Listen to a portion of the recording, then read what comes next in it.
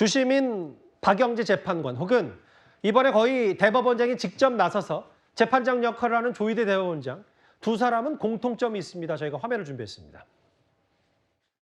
원래는 어느 때보다 사법부의 역할과 책임이 막중합니다. 사법부 본연의 사명인 신속하고 공정한 재판을 위한 노력은 2025년에도 계속되어야 합니다.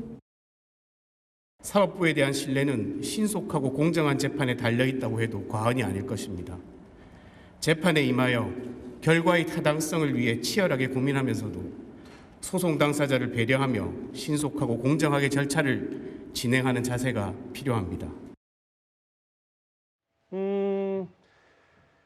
신속 공정한 재판, 조희대 대법원장 그동안의 사법부에 대한 속도 얘기를 많이 강조했었고 조희대 대법원장 추천이고 윤 전 대통령이 임명한 재판 사법행정의 정통법관이다. 다음 화면을 볼게요. 이도학 의원님, 네. 신속도 중요하지만 공정도 중요하다라는 거고 근데 이제 이 부분에 대해서 민주당이 이례적이고 정치적 고려가 의심된다. 근데 어쨌든 이재명 대표 입장으로서도 뭔가 여기서 확실히 본인이 무죄라고 확신을 하면 대법원에서 빨리 판단을 내려주는 게 오히려 좋은 건 아닙니까?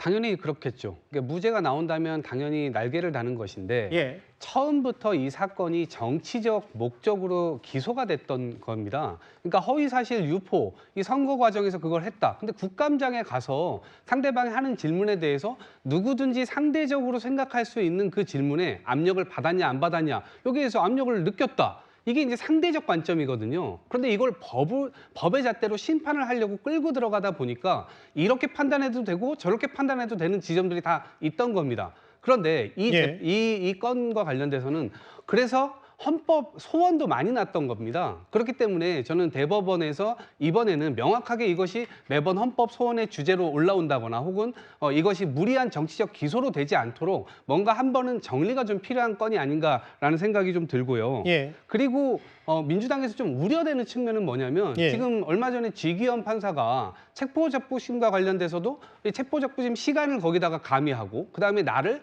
시로 이 시간으로 계산하고 이렇게 해가지고 약간 튀는 행동을 했어요. 70여 년 동안 일어나지 않았던 일을. 예. 그리고 거기에 검찰이 항소를 하지 않음으로써 결국 집으로 이 윤석열 대통령이 돌아오게 되는 일이 있었단 말입니다. 예. 그러니까 이런 지점에 대해서도 결국 조금 약간은 우려되는 측면들이 있고 결국 법적인 문제가 없다면 결국 정치적 문제가 남을 텐데 그 부분은 처음부터 정치적 기소였기 때문에 이 부분은 저는 크게 논쟁이 된다 하더라도 대선의 결과나 이런 것들에 대해서는 충분히 민주당이 상대해 나갈 수 있다 이렇게 봅니다. 제가 말을 하나 첨언하자면 지기현 판사에 대해서는 민주당 쪽이 굉장히 비판을 놓고 다만 보수 쪽에 또는 또 이재명 대표의 선거법 항소심 그 재판부 특정 판사를 또 비판하고 있으니까요. 법리 해석이 조금 진영마다 다를 수는 있습니다. 보는 시각에 따라서. 김재욱 대변인. 근데 어쨌든 이게 이례적인 상황을 만들어 놓고 대선 전에 답을 내놓지 않는 건 이상한 게 될 거다. 이 얘기가 뭐냐면 1, 2심이 180도 바뀌었기 때문에 이걸 뭔가 사법부의 최고 보루인 대법원 차원에서 이거를 교통정리 해주지 않으면 큰 문제가 발생할다. 이거에 대해서 민주당도 공감을 하고 있는 겁니까?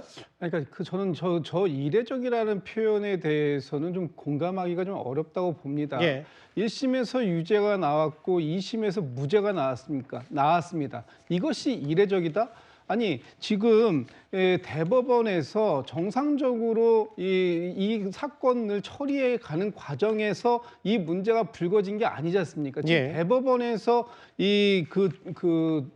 만들어 놓은 이례적 상황들 때문에 지금 민주당이나 아니면 지금 민주당을 지지하고 있는 국민들께서는 이건 뭔가 대법원이 이번 대선에 개입하려고 하는 거 아닌가 이런 우려를 하고 있는 거예요. 물론 대법원의 판단 저희가 존중하고 믿습니다. 예. 사법부의 최고의 기관, 법원 기관으로서 어떤 정치적인 유불리나 이런 데에 휘둘리지 않고 정확하게 법리로만 해석해 주실 거라는 것을 저희가 믿고 의심하지 않습니다만 다만 지금 뭔가 이 상황이 너무나 부자연스러운 것 아니냐 이런 부분들이 지금 이제 논란이 되는 것이고요. 예. 좀 전에 전상분 변호사님께서도 이렇게 말씀하시더라고요. 예. 유권자 선거에 영향을 줄 수도 있겠다 이런 말씀하세요. 그렇다면 오히려 그런 부분들이 있을 수 있다면 그 부분에 대해서는 대법원이 자제하고 또 그런 우려에 대해서 굉장히 신중하게 접근하는 것이 맞는 것 아닌가 이런 생각을 좀 해봅니다. 전 변호사님을 특정 언급하셨기 때문에 잠깐 뭐 다른 생각 있다면 반론 기회 드릴게요.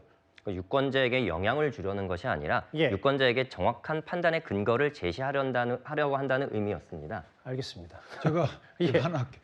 아니 이례적인 상황이라는 것은 지난 대선에서 있었던 일이 아직까지 재판이 안 끝났다는 거잖아요. 이게 법원이 1심까지 2년이 넘은 게 그게 문제다. 법원에서 이게 게을러서 그런 게 아니고 예. 사실은 계속 재판 지연 작전 같은 이런 상황을 만들어 놓으셨기 때문에 예. 아니 이사불명에서 안 받으시고 폐문무죄 안 받으시고 이러니까 여기까지 왔는데 마침 오다 보니까 지금 대선 국면인 거예요. 예. 근데 대선 국면이면 재판하지 말아야 되나요? 저는 그게 자체가 주장이 이해가 안 간다는 거죠. 알겠습니다. 지금 이런 식으로 말씀을 주시면 예. 제가 또 이 말씀을 안 드릴 수가 없어요. 나경원 의원 등이 포함되어 있는 예. 패스트트랙 사건 있지 않습니까? 예. 이거 지금 6년째 1심 진행 중이에요. 예. 지금 그 이재명 후보와 관련되어 있는 선거법 위반 사건이 알겠습니다. 굉장히 이례적으로 길다고 하지만 그 이례적으로 길게 된 사안 중에는 검찰이 굉장히 많은 증인을 신청하고 1심을 굉장히 오랫동안 끌어온 부분도 포함되어 있다 이런 말씀 좀 드립니다. 근데 이제 이 정도면은 각자 입장이 다 반영이 하나만. 됐으니까 아니요. 제- 잠시만요. 죄송해요. 왜냐하면 이렇게 되면 또 이제 아까처럼 또 내란처럼 또 이제 저희가 길어질 수밖에 없기 때문에 팩트 문제인데 예. 넘어가죠. 팩트라고요? 아니 검찰이 신청한 증인은 예. 피고인이 부동의했기 때문에 검찰이 신청을 걸어서 알겠습니다. 검찰이 뭐 그걸 신청하고 싶어서 신청한 건 아니에요. 그 보수 쪽에서는 한덕수 차출론이 변수를 하면 글쎄요. 뭐 민주당 쪽에서 지금 이 대법원의 이례적인 신속 그 판단에 대해 여러 눈과 귀를 좀 조금 세우고 있는데 이 관련해서 관련 얘기 한번 들어봤습니다. 알겠습니다. 오늘 여러 공방도 있었는데요.